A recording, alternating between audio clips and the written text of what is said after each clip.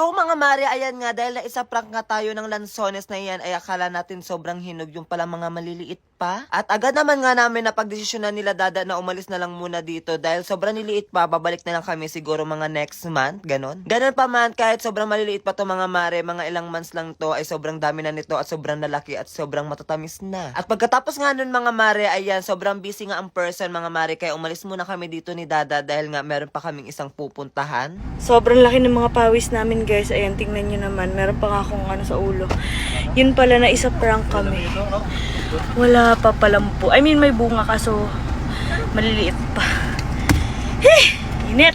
Yung mga oras nga niya mga mare ay sobrang init talaga at tingnan nyo naman yung sobrang tagaktak talaga yung pawis ko. Kung nga magpa-aircon mga mare sa sasakyan, ayan, agad ko na rin nga niyaya sila dada at saka yung mga pamangkin niya na umuwi na rin kami. Bali, hindi pa talaga tapos yung duty namin ni dada mga mare kasi after nga namin dito sa may mga pupunta nga kami doon sa may Kabasalan para hihatid yung mga pamangkin ni dada. At bago kami pumunta ng Kabasalan mga mare, ayan, nakaramdam nga kami ng gutom kasi around 1 na ata yan or 2. Ayan, napagdesisyonan na rin namin ni dada na kumain na lang muna dito bago kami pumunta ng Kabasalan. Tuwing umuwi nga ako dito sa may mga mare, dito talaga ako kumakain dito sa may Buog kila ate kasi sobrang sulit at sobrang affordable nga. Swak na sa panglasa mo mga mare, swak pa rin sa bulsa mo mga mare, ganon.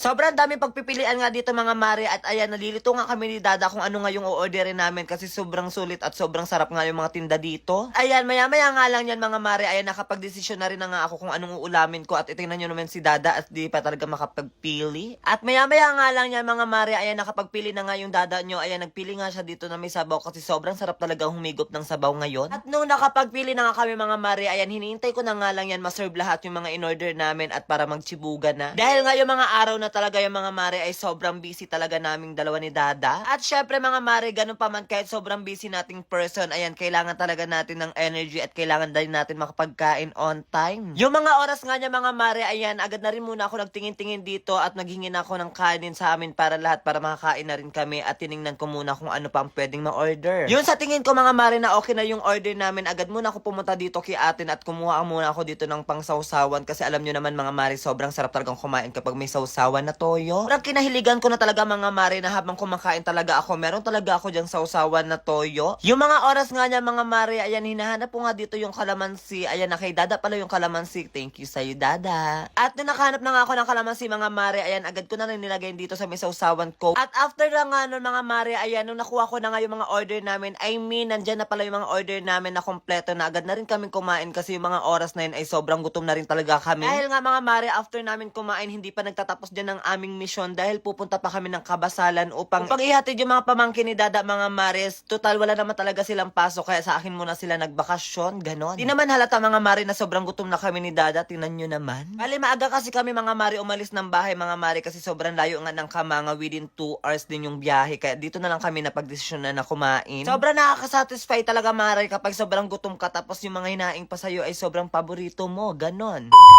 Ngayon nga mga mare ay nakapag-withdraw na naman ako ng 17,000 dito sa nilalaro kong Masaya Game. O diba, napakadali ng pera dito. Hindi lang 17,000 yung nawi-withdraw ko dito mga mare, nakakapag-withdraw din ako dito ng 700, 9,000, 29,000, tsaka 30,000. Dito sa Masaya Game mga mare, eto nga pala yung color game yung nilalaro ko kasi napakadali lang talaga manalo dito. Pumili ka lang ng kulay na gusto mong tayaan. Bukod sa nalilibang ako dito mga mare, kumikita din ako kahit nasa bahay lang ako. O diba, ang bongga. Kapag ka pumupunta ako ng perya, eto talaga yung lagi kong nilalaro kasi sobrang nakakalibang talaga tapos napakadali pa ng pera dito. O diba, tingnan nyo naman, nanalo ulit ako. Ang kailangan nyo lang gawin mga mare, i-download nyo lang itong Masaya Game, nasa comment section ang link, tapos ayan, mag-register na kayo, ilagay nyo yung number nyo, tapos gagawa lang kayo ng password. Tapos dun sa number na nilagay nyo, merong darating sa inyo na verification code, tapos ayan, i-confirm mo na. At kapag ka maka-register na kayo mga mare, ayan, mag-login na kayo. Ang pinakabongga lang dito mga mare, kapag bagong register kayo, meron agad sila ibibigay sa inyo na 10 pesos coins. Anyways, kapag gusto nyo maglaro mga mare, kailangan nyo na munang mag-cash in. Pindutin nyo lang yung plus na nasa taas, tapos pumili ka lang kung magkano yung ka-cash in mo. So ayun na nga mga mare, since nananalo ako dito sa color game, i-withdraw ko na yung napanalunan ko. Para makapag-withdraw, pindutin nyo lang yung withdraw na nasa baba, tapos ilagay nyo lang yung amount na gusto nyong i-withdraw, tapos yung GCash number nyo. Sobrang dali lang talaga kumita dito mga mare, kaya ano pa hinihintay nyo? Download Masaya Game now, nasa comment section ang link.